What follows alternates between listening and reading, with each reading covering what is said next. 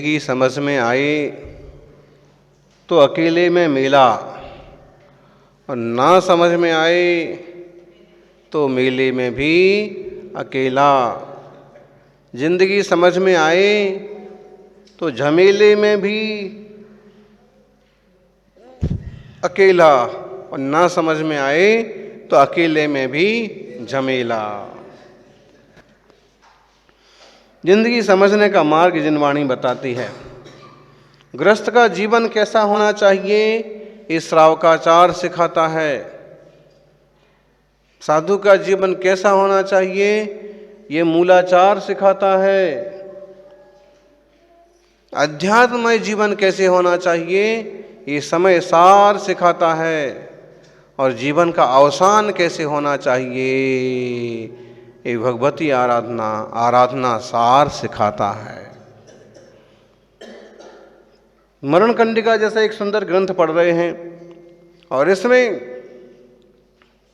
मरने की कला सिखाई है। गीता अगर जीने की कला सिखाती है तो जिनवाणी मरने की कला सिखाती है। बाल बाल मरण मतलब बार बार मरण, नित्यात्थ पूर्वक मरण जीव ने बहुत बार किया। बाल मरण का मतलब सम्यक दर्शन पूर्वक सद्धर्म को जान करके मरण दुर्लभ है। और उससे भी दुर्लभ है बाल पंडित मरण, देश व्रत हो, सम्यक दर्शन हो, तत्व का ज्ञान हो। और उससे भी दुर्लभ है समाधि मरण, संथारा। इतना सस्ता नहीं है। कुछ लोगों ने इसका विरोध किया था कि संथारा नहीं होना चाहिए, संलेखना नहीं होना चाहिए, ये आत्महत्या है। इतना आसान नहीं है ये मार्ग, जिसके लिए 40 अधिकार बताए हैं भगवती आराधना में। यहाँ मरण कंडिका में कौन है समाधि करने का अधिकारी, कौन है संथारा लेने के योग्य। ऐसा नहीं कि खाया पिया छोड़ा और ऐसे नहीं होता है।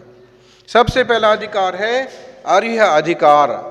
अर्हता, किसी भी सर्विस नौकरी में जाओ तो अर्हता, योग्यता कितनी है इसकी, कौन सी तक पढ़े हैं, क्या हुआ है। सबसे पहले वो यहाँ पर भी है कि योग्यता क्या है, किस टाइप का जीव है, किस टाइप की समझ है, किस टाइप की वृत्तियाँ हैं, क्या इसकी आयु पूरी होने की तरफ है, क्या किसी तरह की बीमारी से ग्रसित है, क्या बुढ़ापा आ गया है।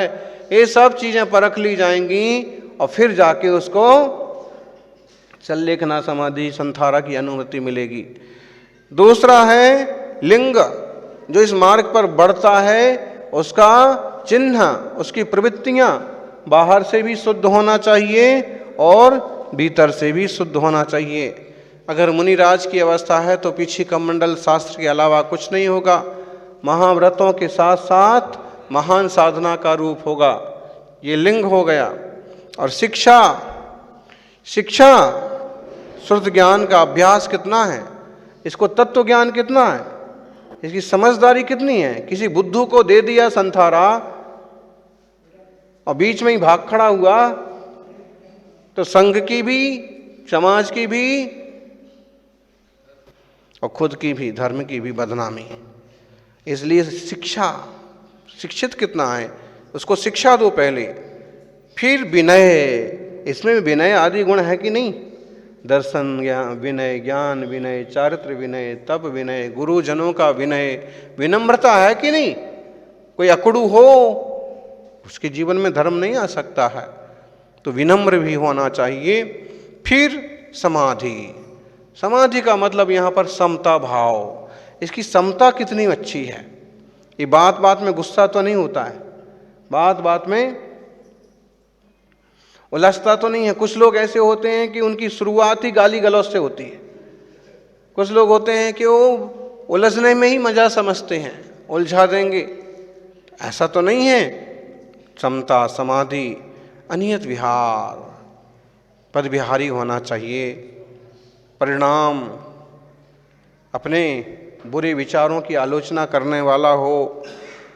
उपाधि त्याग, घर गृहस्थी का जंजाल, दुकान मकान कंपनी सब छोड़ के आया हो। श्रुति, शुभ परिणामों को बढ़ाने के लिए पुरुषार्थ करता हो। अच्छे निमित्त, गुरुजनों के समीप रहना, इस तरह की जिसकी प्रवृत्ति हो, भावना 12 भावना भाना, 16 कारण भावना भाना, आत्म तत्व की भावना करना।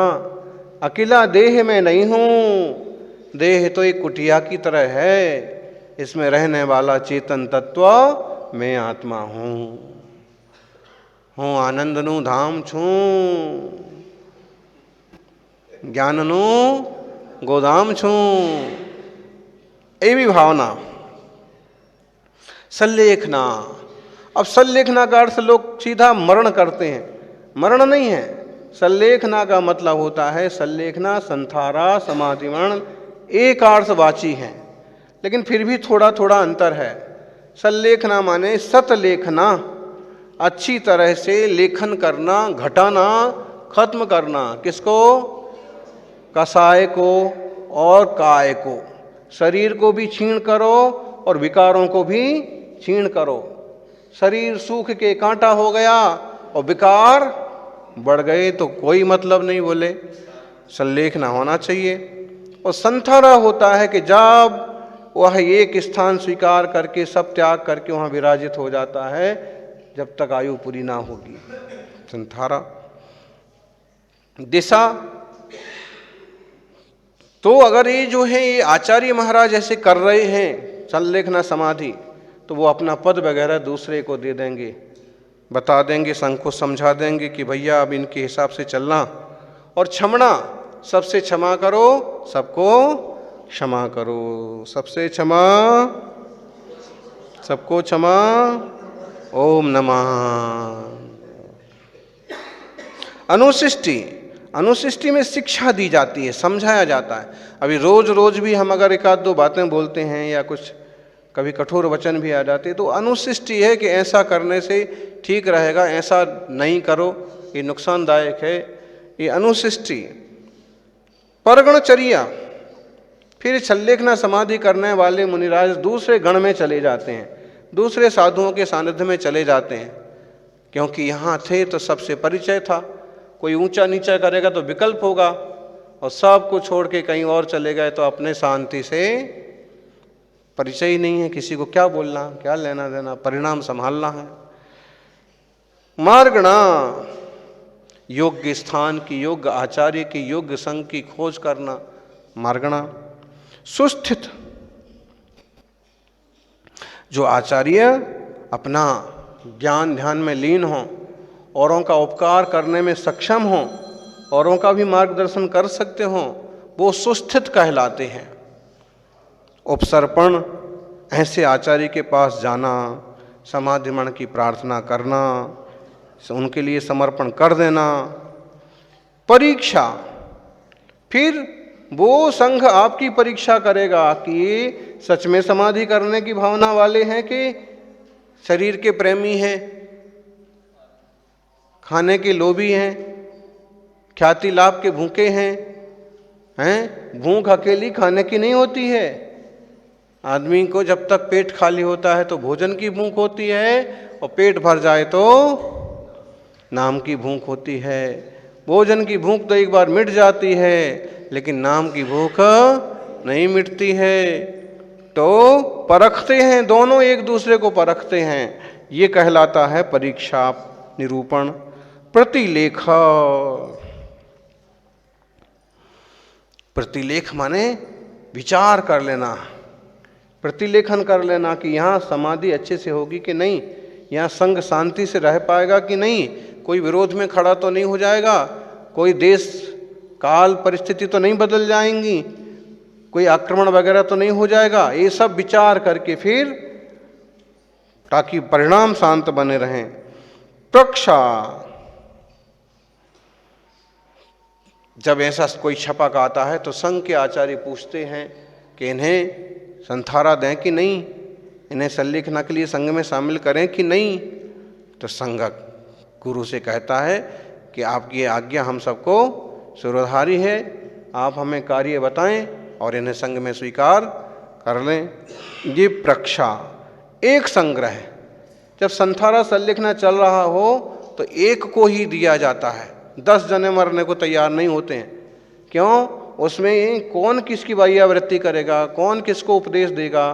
भाव संभालना है, शरीर तो जाना है, लेकिन परिणाम संभले, इसलिए एक संग्रह है, एक को ज़्यादा से ज़्यादा आज के हिसाब से देखें तो मुनि संघ में एक, आर्य का संघ में एक, ऐसा हो सकता। फिर आलोचना, जो जो दोष लगे हैं अपने उन सबों की आलोचना करना। हे भगवान, मन खोल के बताना पड़ता है, नहीं तो क्लेश शल्य रखी रहती है। मैंने ऐसा किया था, मैंने ऐसा, आपको तो क्या बताएं। संकल्प सागर जी ने लंबी समाधि साधी, लगभग 1.25 वर्ष तक केवल पानी या दूध, वो भी एक दिन बाद, इस टाइप से उनने अच्छी समाधि साधी। इसमें एक दिन बीच में वो हमारे पास अलग से अकेले आए, कोई नहीं था, दरवाज़ा खुला रहता है कई बार, तो आ गए। फिर उनने बताई, कुछ ऐसी बातें बताई, तो बोले कि आप माफ़ नहीं कर सकते हो और आप मुझे मतलब क्षमा कर देना, ये वो गृहस्थी में ऐसा भी हो गया, गृहस्थी में ऐसा भी किया था, ट्रक ड्राइवर था तो ऐसा भी हो गया, वैसा भी हो गया, कई सारी चीज़ें बताई। फिर बोले प्रायश्चित दो, तो शायद हमने उनको 251 माला ऐसा कुछ प्रायश्चित दिया है। बोले तो बहुत छोटा है, कुछ बढ़ा दो। तो हमने कहा कि उपवास तो आप कर ही रहे हैं, भोजन के आपके त्याग हैं, दूध पानी ले रहे थे जब पानी या कुछ भी, तो अब आप क्या करेंगे, और सल्लेखना की तरह आप बढ़ रहे हैं, इसलिए अब इसके ऊपर और ज़्यादा प्रायश्चित का विकल्प मत करो। आपने आलोचना कर ली, यही सबसे बड़ी बात है। तो बोली मैं आज हल्का हो गया, ऐसा ऐसा ऐसा ऐसा ढेर सारी चीज़ें रहती हैं, किसी को नहीं बता सकते, वो क्लेश करती हैं, चुभती हैं। चुभती उसको है जिसमें भीतर में सरलता हो, विशुद्धि हो। कठोर आदमी को तो कुछ भी नहीं लगता, कुछ भी करता है, लेकिन भुगतना तो पड़ता है। तो ऐसे होना चाहिए, आलोचना कर लेना चाहिए। और गुण दोष, अपने गुण दोष बता दो, गुरु के गुण समझ लो, फिर सैया उनके लिए जो स्थान दिया जाएगा वो उनकी सैया, संस्तर लकड़ी का, घास का, चटाई का संस्तर हो जाएगा। बिस्तर नहीं लेते मुनिराज, कपड़े नहीं होते हैं, सोने के लिए भी नहीं, बैठने के लिए भी नहीं, कभी भी नहीं। फिर निर्यापक, जो सहायक मुनिराज हैं उनको नियुक्त करेंगे कि आप 4 जने इनके वैयावृत्ति का ध्यान रखें, आप 4 जने इनके विश्राम का ध्यान रखें, आप 4 जने इनके नमोकार सुनाने का, संबोधन का ध्यान रखें। सबको जिम्मेदारी सौंप देते हैं, या कम से कम 2 जनों को जिम्मेदारी जरूर सौंप देते हैं। तो ये हो गया निर्यापक मुनि। और प्रकाशन, आराधक के सामने आहार का प्रकाशन करना, जबरदस्ती नहीं छुड़ा देते कि चलो आप त्याग तुम्हारा सब बंद करो खाना, नहीं, वो खुद कहते हैं कि मेरे उपास है, मुझे आहार का त्याग है, मुझे इन वस्तु का त्याग है, मुझे अन्न का त्याग है। तब भी उनके सामने सारा आहार दिखा दिया जाता है कि ये वस्तुएं हैं, आपको इसमें क्या लेना है। तो अगर आपको केवल दूध पानी, छाछ पानी, दाल रोटी क्या लेना है वो आप इसमें से ले लो, बाकी आप छोड़ो, अब इसके बाद नहीं मांगना। तो उन अपने संतोष से वो अपनी सब वस्तुओं का त्याग करते हैं। इसको प्रकाशन बोलते हैं। प्रकाशन के बाद हानि, फिर कम करते जाते कि भाई आप अन्न खा रहे थे, अब इच्छा हो तो अन्न का त्याग करो। आप 4 फल ले रहे थे, इच्छा हो तो अब 2 फल का त्याग करो। दूध ले रहे थे, दूध छोड़ो, छाछ पानी लो। ऐसे क्या करना। हाँ, और फिर उसके बाद प्रत्यक्षान, 3 प्रकार की अन्न का त्याग कराना। स्वाद्य, खाद्य, लेय, चाटने जैसी रबड़ी वगैरह के भी त्याग हो गया, आइसक्रीम जैसी चीज़ों का भी। केवल बचा पानी, केवल पानक बचा। तो 3 प्रकार का जो त्याग हो गया उसको प्रत्यक्षान बोलते हैं। अब पानक बचा, फिर छामणा, फिर वो क्या करते, आचार्य श्री से क्षमा मांगते हैं, सबको क्षमा करते हैं। फिर छपणा, छामण, छपणा, फिर वह निरंतर ध्यान करते हुए कर्मों की निजरा करते हैं। अनुशिष्टि, आचार्य श्री बीच बीच में उन्हें उपदेश देते रहते हैं कि किसी तरह की लालसा मत करना, भाव मत बिगाड़ना, लोभ मत करना, किसी की स्मृति मत करना। तो उनको संबोधित करते हैं। आत्म तत्व का बोध कराते रहते हैं। फिर उन्हें कोई दुख हो, पीड़ा हो, बेहोशी वगैरह आ जाए तो उनको संभालते हैं, इसे सारणा बोलते हैं। फिर कवच करते हैं कि ऐसी पीड़ा तो नरक में बहुत बार सहन की, ऐसे अपमान भरे शब्द तो बहुत बार सुने हैं, अब सावधान हो जाओ। इस मानव जीवन में इस तरह के क्लेश आ रहे हैं तो इन्हें जीत लो। तो बहुत बीमारी वगैरह का कष्ट हो तो संबोधन कर करके और उनको त्रियंच पर्याय के दुख कैसे होते हैं, इस सब तो कोई दुख नहीं है। तो ऐसे कवच करते हैं, धर्मोपदेश देश से कवच करना। जैसे युद्ध के मैदान में कवच पहना हो तो बाण नहीं चुभते, तलवार नहीं लगती है, ऐसे ही ऐसा धर्म ध्यान का कवच होता है तो क्लेश होता हुआ भी नहीं होता है, फिर किसलौंच भी हो जाता है, एक अंतराय भी सहन हो जाता है कि भाई हैं। अभी यहाँ जैसे कुत्ते के छोटे छोटे बच्चे हैं, कितने बार उनको दूध मिलता है, कितने बार पानी मिलता है। थोड़े धर्मात्मा लोगों के घर हैं तो मिल जाता है थोड़ा बहुत कुछ, बाकी कहीं और होते तो मर जाते अभी तक। तो जब त्रियंच पर्याय में ऐसे दुख हैं तो अभी तो शांति से सहन करो। फिर समता समझाते हैं, जीवन मरण, सुख दुख, शत्रु मित्र, अपना पराया, सब में समान भाव। मुनिराज सब में समता भाव रखते हैं, कोई पराया नहीं होता है।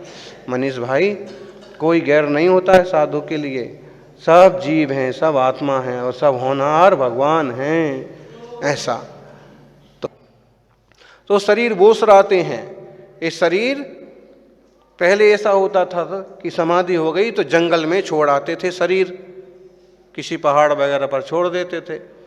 अब बाद में फिर ऐसा होने लगा कि श्रावकों को सौंप देते हैं कि भाई ये मुनिराज का समाधिमण हो गया, अब इनका आप अपने हिसाब से अंत्यक्रिया करो। तो श्रावक फिर उनका दाह संस्कार वगैरह करते हैं। 40 अधिकार हैं और पूरा 2000 पेज का ग्रंथ है और 2200 से ज़्यादा गाथाएं हैं भगवती इस मरने के लिए।